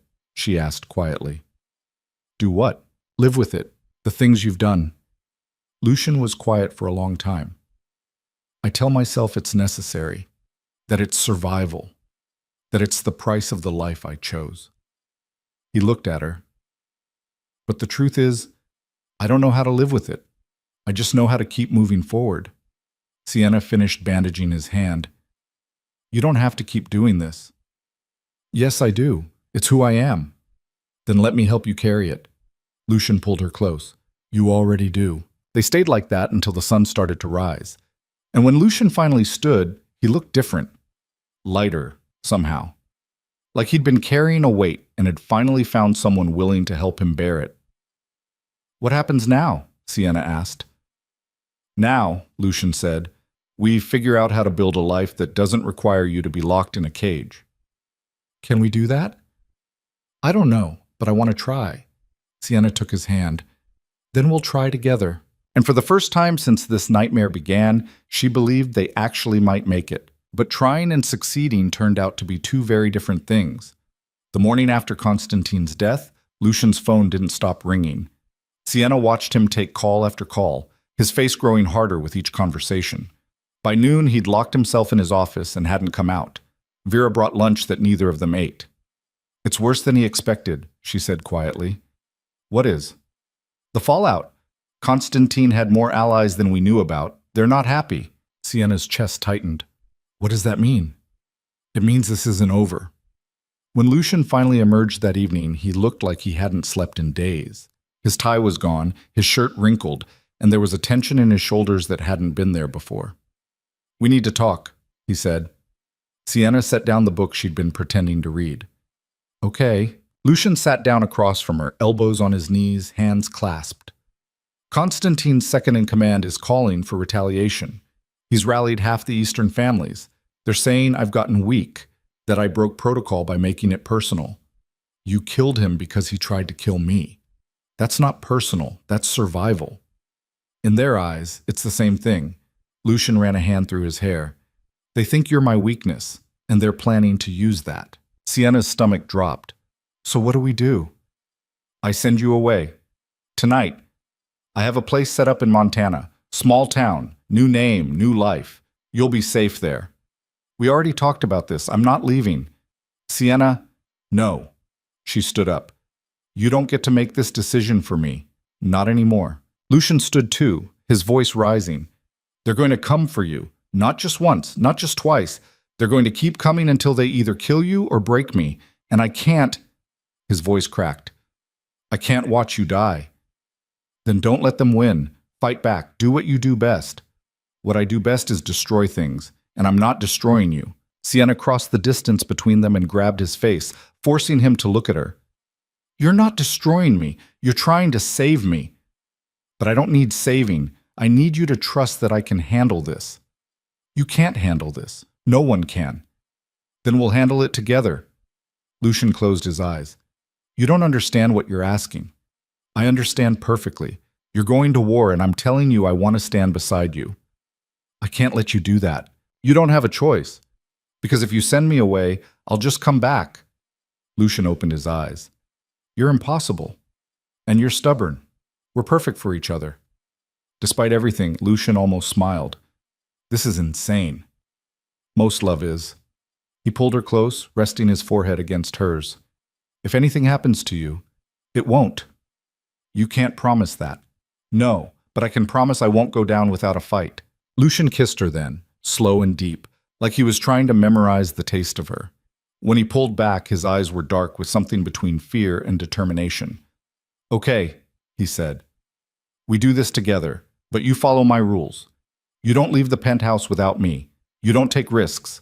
And if I tell you to run, you run. Understood? Understood. I mean it, Sienna. No arguments. No hesitation. I said I understand. Lucian studied her face, looking for doubt. Finding none, he nodded once. Then we start preparing. Tonight. The next 48 hours were a blur. Lucian brought in additional security, men Sienna had never seen before, with hard faces and harder eyes. He had the penthouse swept for bugs 3 times, installed new cameras, changed the elevator codes, turned the place into a fortress. Sienna watched it all happen with a growing sense of unease. This wasn't just preparation. This was war. Marcus came by on the second night. He looked at Sienna with something like respect when Lucian introduced her properly. So you're the one causing all this trouble, Marcus said. I didn't ask to cause trouble. No one ever does. Marcus turned to Lucian. The Eastern families are meeting tomorrow night. They want to sit down. To negotiate? To make demands. Lucian's jaw tightened. What kind of demands? They want you to step back from the docks, give them 3 of your distribution routes, and they want her. Marcus nodded toward Sienna. They want proof she doesn't matter, that you'll choose business over sentiment. Sienna felt the blood drain from her face. Lucian's expression went cold. Tell them no, he said.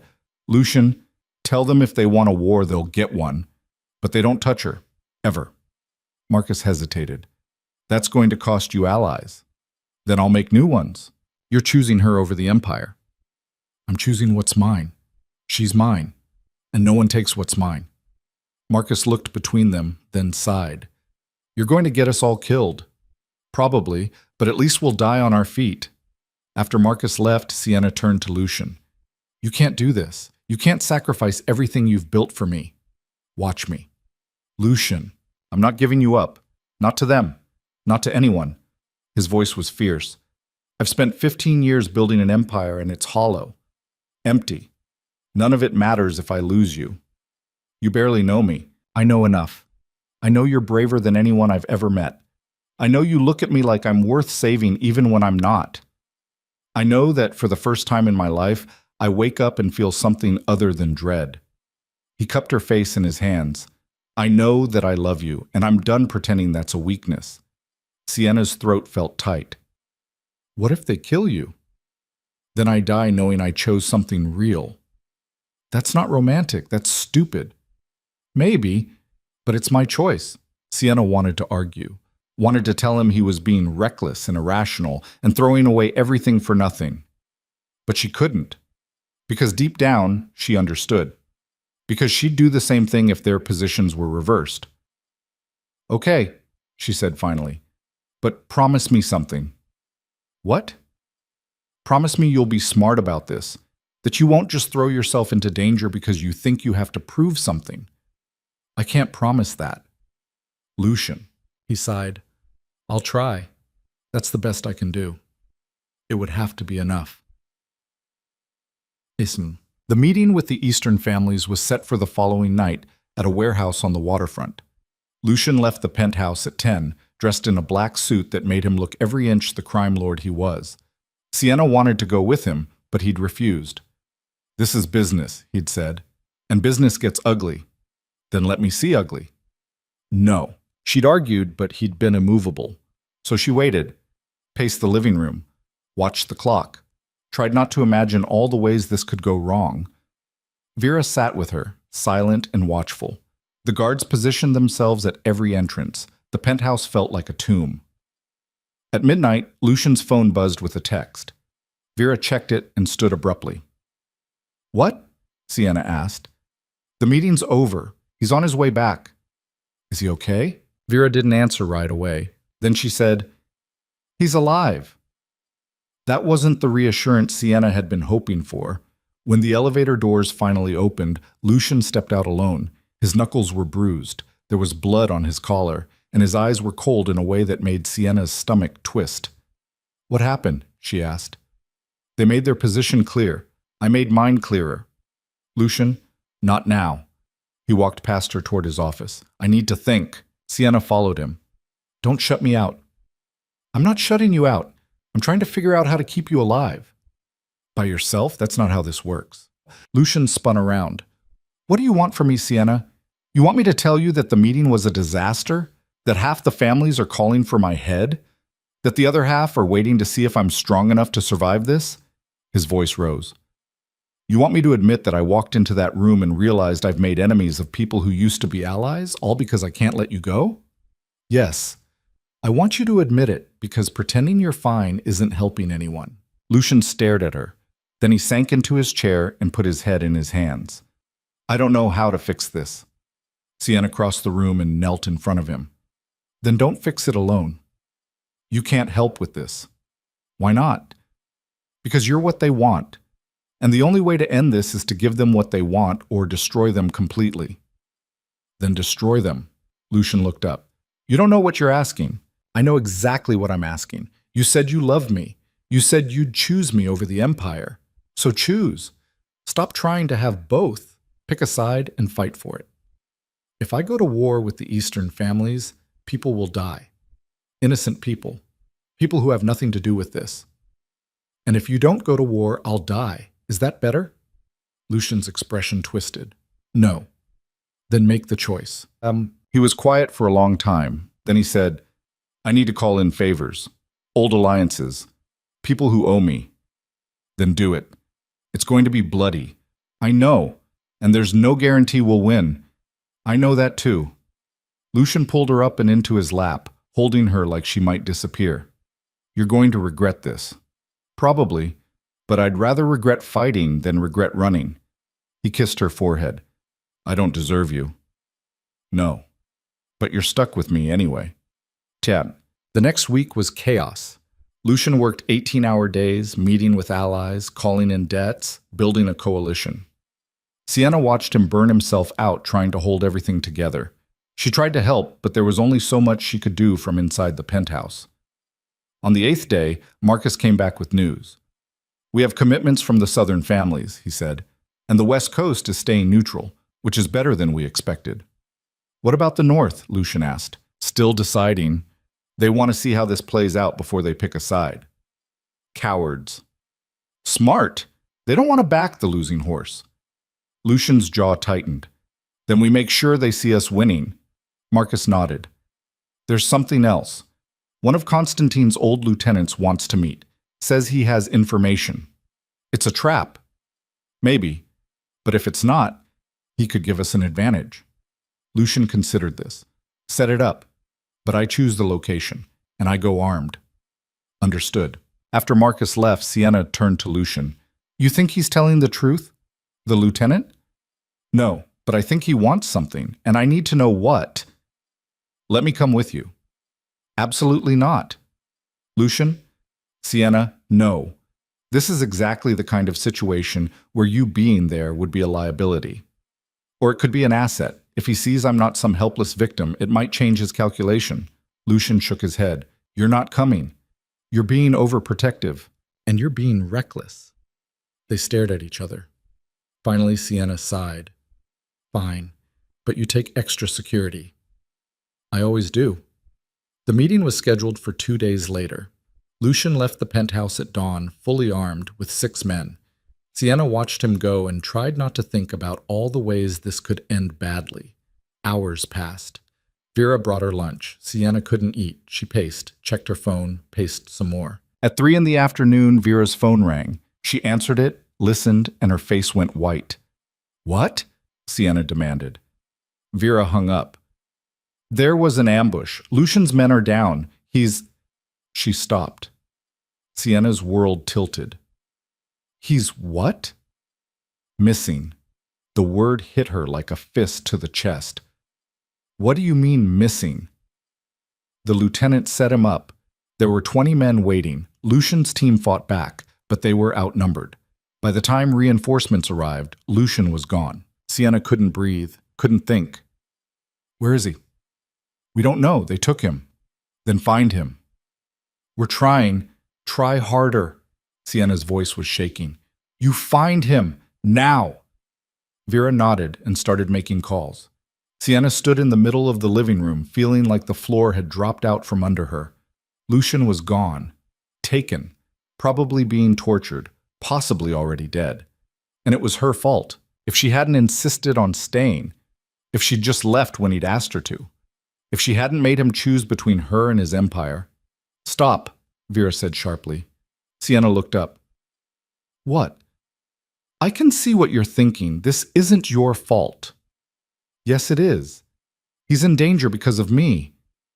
He's in danger because he made a choice. Because he decided you were worth fighting for. Don't insult that by blaming yourself." Sienna's hands were shaking. "What if they kill him?" "They won't. Not yet. He's worth more alive." "How do you know?" "Because I know these people. They'll use him as leverage, try to force concessions, but they won't kill him, not until they get what they want." "And what do they want?" Vera met her eyes. "You." Sienna's chest went cold. "Then give me to them." "What?" "You heard me. Set up a trade. Me for Lucian." "Absolutely not. He'd kill me himself if I even suggested it." "He's not here to stop you." "Which is exactly why I'm not doing it. He left orders. If anything happened to him, you stay hidden. You stay safe." "I don't care about his orders. I care about getting him back." Vera stepped closer. "Listen to me. If you trade yourself for him, you'll both die. They'll kill you in front of him to break him, then they'll kill him anyway. That's how this works." Sienna wanted to scream, wanted to break something, wanted to do anything except stand here feeling helpless. "Then what do we do?" she asked. "We wait. We gather information, and we find him before they expect us to." "And if we can't?" Vera's expression hardened. "Then we burn their world down until they give him back." The next 12 hours were the worst of Sienna's life. Vera's team worked around the clock, following leads, bribing informants, tracking anyone connected to the Eastern families. Sienna stayed by the phone, waiting for news that didn't come. At 2 in the morning, Marcus burst into the penthouse. "We found him," he said. Sienna was on her feet immediately. "Where?"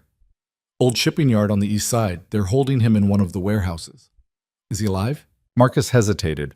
"We think so, but we need to move fast." "Then let's go." "You're not going anywhere," Vera said. "The hell I'm not." "Sienna, he's there because of me. I'm not staying here while you risk your lives to get him back." Marcus looked between them. "We don't have time for this. If she wants to come, bring her. But she stays in the car." Vera started to argue, but Sienna was already moving toward the elevator. "I'm coming. Deal with it." They took 3 cars. Sienna rode with Vera and 2 guards. The drive across the city felt like it took hours, even though it was only 20 minutes. By the time they reached the shipping yard, Sienna's heart was pounding so hard she thought it might break through her chest. Marcus parked half a mile away and gathered his team. "We go in quiet. Get Lucian out. Don't engage unless necessary." "And if they see us?" one of the men asked. "Then we engage." They moved through the darkness like shadows. Sienna watched from the car, her hands clenched into fists. She could see the warehouse in the distance, lit by a single floodlight. Gunshots shattered the silence. Sienna jumped. Vera swore. They were spotted. More gunshots, shouting. The floodlight went out, plunging everything into darkness. "Stay here," Vera ordered, already opening her door. Wait! But Vera was gone, running toward the warehouse with her weapon drawn. Sienna sat alone at the car, listening to the chaos unfold. Every gunshot made her flinch. Every shout made her heart stop. She couldn't see anything, couldn't hear anything except the violence. And then, suddenly, silence. Sienna held her breath, waiting, praying. A figure emerged from the darkness, then another, and another. Marcus. Vera. Two guards carrying someone between them. Lucian. Sienna was out of this car before she could think. She ran toward them, her legs shaking, her vision blurring with tears. Lucian was conscious but barely. Blood soaked his shirt. His face was bruised and swollen, but he was alive. "Get him in the car," Marcus ordered. They loaded him into the back seat. Sienna climbed in beside him, taking his hand. "Hey," she said, her voice breaking. "I'm here. You're okay. You're going to be okay." Lucian's eyes found hers. He tried to speak, but no sound came out. "Don't talk," Sienna said. "Save your strength." He squeezed her hand weakly, and that small gesture broke something inside her. She'd almost lost him, almost watched him die because of her, because he'd chosen her over everything else. And in that moment, Sienna made a choice of her own. She wasn't going to let anyone take him from her, not the Eastern families, not his enemies, not fate itself. If they wanted a war, she'd give them one, but war would have to wait. First, Lucian needed to survive the night. They brought him back to the penthouse and called a doctor, one who didn't ask questions and knew how to treat gunshot wounds in living rooms. Sienna stayed by Lucian's side the entire time, holding his hand while the doctor worked. Every time Lucian flinched, she felt it in her own body. 3 broken ribs, the doctor said, wiping blood from his hands. Concussion, knife wound to the shoulder. He's lucky they wanted him alive. "How long until he recovers?" Sienna asked. "Weeks, maybe a month. And that's if he rests, which I'm guessing he won't." The doctor left supplies and instructions. Vera paid him in cash and showed him out. Marcus stood by the windows, phone pressed to his ear, coordinating with what was left of their security team. Sienna sat on the edge of the bed where they'd laid Lucian. He was sleeping now, his breathing shallow but steady. His face was a mess of bruises, and seeing him like this, broken, vulnerable, made something fierce and protective rise in her chest. "You should get some sleep," Vera said from the doorway. "I'm not leaving him." "Sienna, I'm not leaving him." Vera nodded and left. Sienna pulled a chair next to the bed and took Lucian's hand again. His skin was warm, alive. She held on like letting go might make him disappear. She must have fallen asleep at some point because when she opened her eyes, dawn light was filtering through the windows and Lucian was awake, watching her. "Hey," he said. His voice was rough, barely above a whisper. "Hey yourself." Sienna sat up, her back aching from the chair. "How do you feel?" "Like I got hit by a truck." "Close. More like 20 guys with fists and a few weapons." Lucian tried to smile, but it came out as a wince. "Did we get them all?" "Marcus is still counting bodies, but yeah, I think so." "Good." He closed his eyes. "I'm sorry." "For what?" "For scaring you, for getting caught, for—" "Stop." Sienna squeezed his hand. "You have nothing to apologize for. You were set up, ambushed. That's not your fault." "I should have seen it coming." "You're not invincible, Lucian. No one is." He opened his eyes and looked at her, really looked at her. "I thought I was going to die in that warehouse, and all I could think about was you, that I'd never get to tell you." He stopped, his throat working. "Tell me what?" "That you saved me." "Not Marcus, not Vera. You. You made me want to live again. Made me believe there was something worth fighting for beyond power and control." His voice broke. "And I'm terrified that I'm going to lose you because of what I am." Sienna's eyes burned. "You're not going to lose me." "You don't know that." "Yes, I do. Because I'm not going anywhere, and neither are you." She leaned forward, careful not to jostle his injuries. "We're going to end this, together, and then we're going to build something better. Understand?" Lucian's hand tightened around hers. "How did I get so lucky?" "You kidnapped me and forced me to marry you. I'm not sure luck had anything to do with it." He almost laughed, then groaned. "Don't make me laugh. It hurts." "Then stop being charming." "Can't help it." Sienna kissed his forehead gently. Rest. We'll figure everything else out later. But even as she said it, she knew there wasn't much time. The Eastern families would regroup. They'd come back harder. And next time, they might succeed. Lucian healed slowly. Too slowly for his own liking. He spent the first week trying to work from bed, barking orders at Marcus and Vera, refusing to accept that his body needed time to recover. Sienna spent most of that week forcing him to rest, hiding his laptop, and threatening to tie him to the bed if he didn't listen. "You're worse than the doctor," Lucian complained. "The doctor doesn't love you. I do. So shut up and take your medication." He took the pills, but he didn't stop fighting. "We're losing ground. Every day I'm stuck here. They're gaining territory." "Then let them. You'll take it back when you're healed. It's not that simple." "Yes, it is. You're just too stubborn to admit it." Marcus came by on the 8th day with news that made Lucian try to get out of bed despite Sienna's protests. "The Eastern families are consolidating," Marcus said. "They've elected a new leader, someone we didn't see coming." "Who?" Lucian demanded. "Viktor Kozlov." Lucian went pale. "Viktor's dead. I watched him die 3 years ago." "Apparently not. He's been in hiding, building alliances, waiting for the right moment. And Konstantin's death gave him that moment." Sienna looked between them. "Who's Viktor Kozlov?" "My father's right-hand man," Lucian said quietly. "The one who shot him in the back." The room went silent.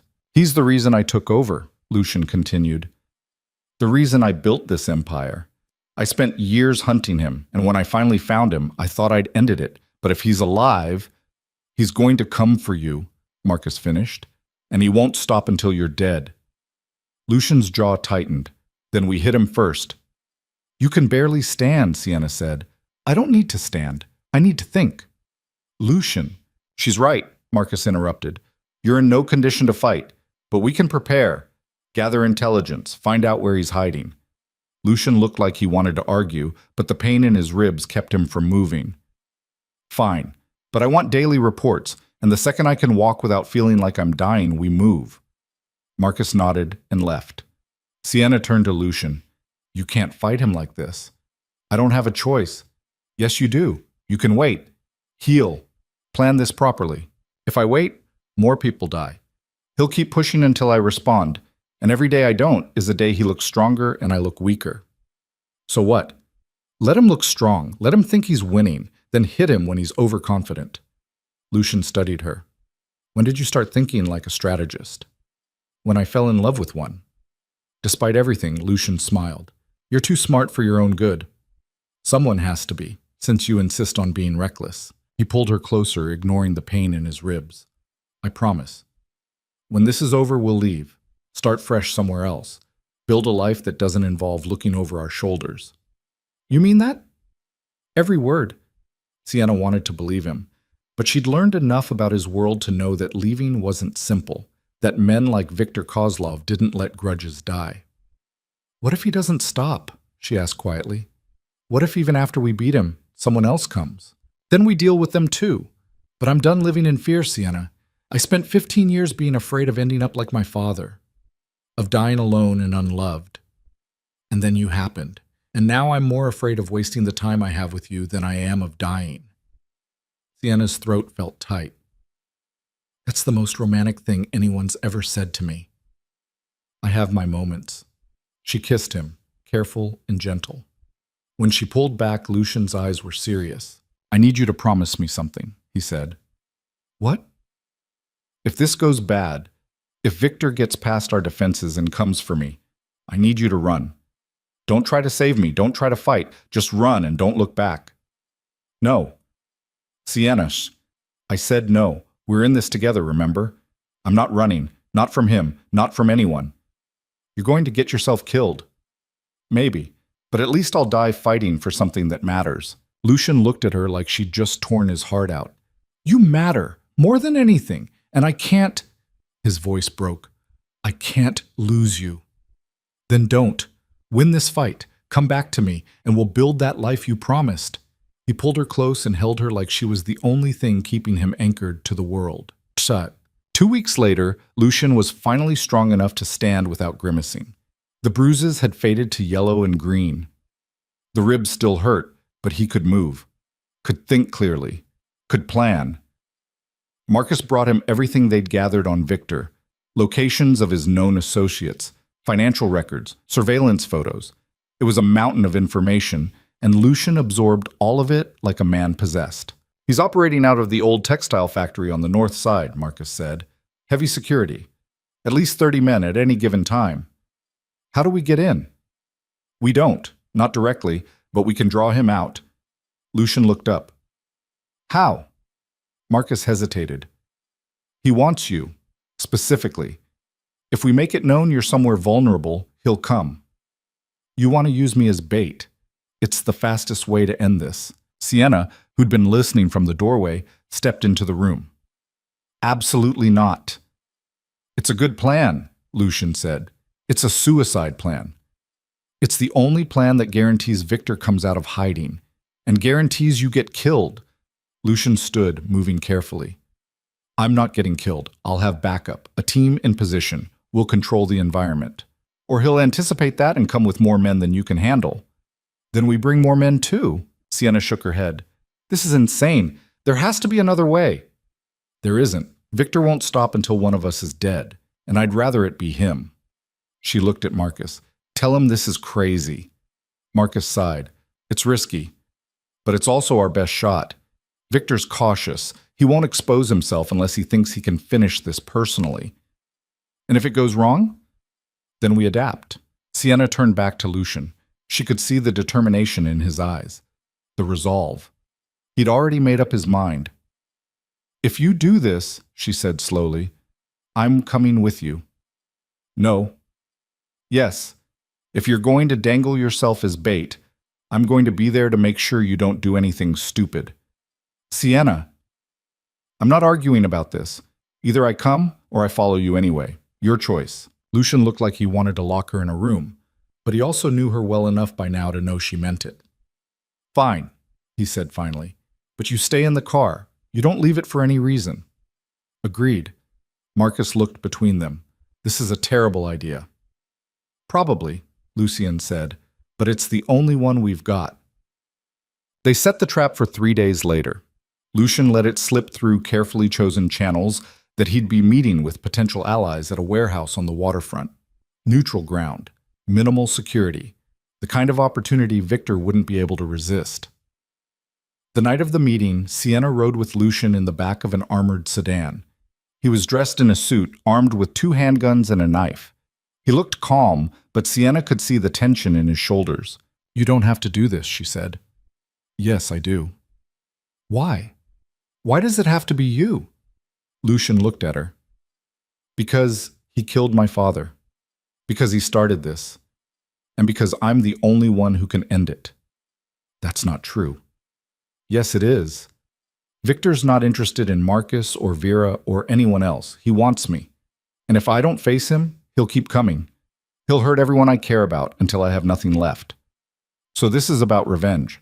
No, it's about closure. The warehouse came into view. Marcus was already in position with 20 men spread throughout the building and surrounding area. Lucian had insisted on controlling every variable he could. They parked a block away. Lucian checked his weapons one last time. I'll be back in 30 minutes, he said. You better be. He kissed her, quick and fierce. Then he was gone, walking toward the warehouse with the confidence of a man who owned the world. Sienna watched him disappear inside. Her heart was pounding. Her hands were shaking. Every instinct screamed at her to go after him, but she'd promised to stay. 10 minutes passed. Then 15. Sienna's phone buzzed with updates from Marcus. Everything was proceeding as planned. No sign of Victor yet. 20 minutes. Sienna was starting to think Victor wasn't coming, that he'd seen through the trap. And then gunfire erupted. Sienna's blood went cold. She grabbed the door handle, but Vera's voice crackled through the radio. Stay in the car. We've got this. More gunshots, shouting, the sound of breaking glass. Sienna couldn't take it. She threw open the door and ran toward the warehouse. Sienna, stop! Vera's voice was sharp in her ear, but she ignored it. She reached the warehouse entrance just as Victor emerged from the shadows. He was older than she'd expected, maybe 50, with gray hair and cold, calculating eyes. and he had Lucian. Victor held a gun to Lucian's head, using him as a shield. Blood ran down Lucian's temple, but he was conscious, his eyes locked on Sienna with a mixture of fury and fear. "Well," Victor said in a heavily accented voice, "this is unexpected, the famous wife. I was beginning to think you were a myth." Sienna's mind raced. She was unarmed, alone, and Victor had all the power. "Let him go," she said. Victor laughed. "Why would I do that? I finally have what I want." "You want him dead? Fine. Kill him. But it won't change anything. His empire will survive, his people will hunt you, and you'll spend the rest of your life running." "I've been running for 3 years. I'm used to it." "Then what's the point? Why come here at all?" Victor's expression darkened. "Because he took everything from me. My position, my reputation, my life. And I want him to know what that feels like before he dies." Sienna took a step forward. "So this is about revenge. Just like he said. This is about justice." "No, it's about an old man clinging to a grudge because he can't let go of the past." Victor's finger tightened on the trigger. "Careful, girl." But Sienna didn't stop. She took another step. "You killed Lucian's father, shot him in the back because you were too much of a coward to face him directly, and now you're doing the same thing to his son, hiding behind him instead of fighting him." "Sienna, stop," Lucian said through gritted teeth. But she couldn't stop because she'd finally figured it out. Victor wasn't here to kill Lucian quickly. He wanted to make it hurt, wanted to draw it out, which meant she had time. "You want justice?" Sienna said. "Then fight him. No guns, no tricks. Just the two of you. Prove you're better than him." Victor studied her. "And why would I do that when I can just shoot him now?" "Because deep down, you know you're not better. You know that if it came down to a fair fight, Lucian would win, and that terrifies you." Victor's eyes narrowed. "You're trying to manipulate me. I'm telling you the truth. You're scared of him. Always have been. That's why you killed his father from behind. That's why you've been hiding. And that's why you're using him as a shield right now." For a moment, no one moved. Then Victor shoved Lucian forward and raised his gun. But Lucian was ready. He spun, fast despite his injuries, and knocked the gun away. It skittered across the floor. The two men collided. Victor was bigger, but Lucian was younger and faster. They fought like animals, brutal and desperate. Sienna watched, her heart in her throat, as Lucian landed blow after blow.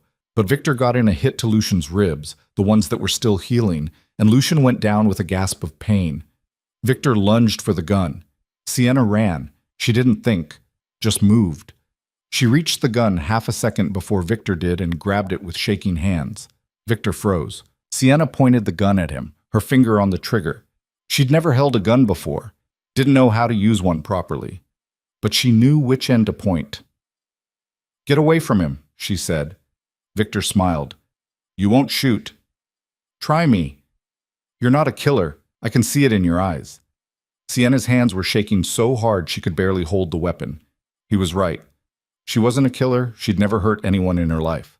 But when Victor took a step toward Lucian, something inside her snapped. She pulled the trigger. The gunshot was deafening in the enclosed space. Victor stumbled back, clutching his shoulder. Not a kill shot, but enough.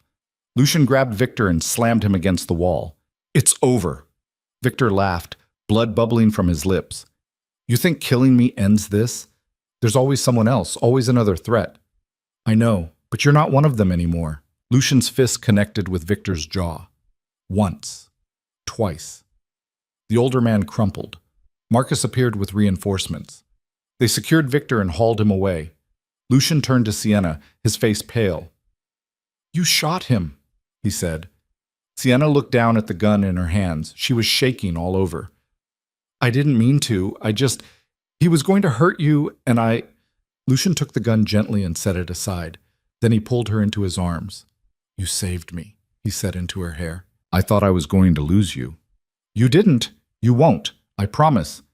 Sienna held on to him, her face pressed against his chest, listening to his heartbeat. Solid, steady, alive. They'd survived. Both of them. And for the first time since this nightmare began, Sienna believed they might actually have a future. The aftermath took weeks to sort through. Victor was handed over to people who would make sure he never threatened anyone again. The Eastern families, leaderless and fractured, scattered. Some tried to make peace. Others disappeared into the shadows.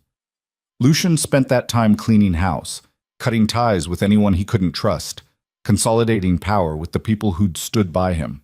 And slowly, carefully, he started dismantling the parts of his empire that had cost him the most. "I'm getting out," he told Marcus one evening. Marcus looked up from the documents he'd been reviewing. "Out of what?" "The worst of it. The smuggling, the extortion, the things that keep me looking over my shoulder. That's going to cost you money, power." "I know, but I'm done paying the price for either." Marcus was quiet for a moment, then he nodded. "What are you going to do instead?" "Go legitimate. Invest in real estate, shipping, things that don't require me to sleep with a gun under my pillow." "And Sienna?"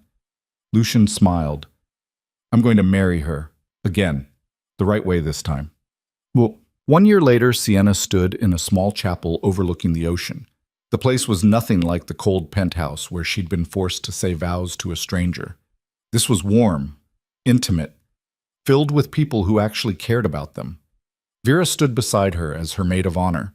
Marcus stood beside Lucian.